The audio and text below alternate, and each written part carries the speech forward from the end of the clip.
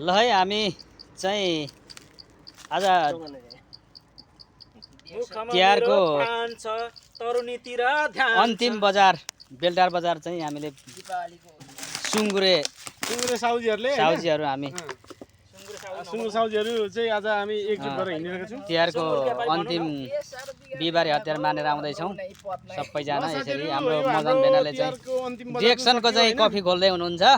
अब मसरे चिसो पानीमा लाएर चाहिँ हामी बजाउने हो। फेरि हामी रेडबुलहरू त्यस्तो चिसोहरू हामी खासै खाँदैनौँ क्या।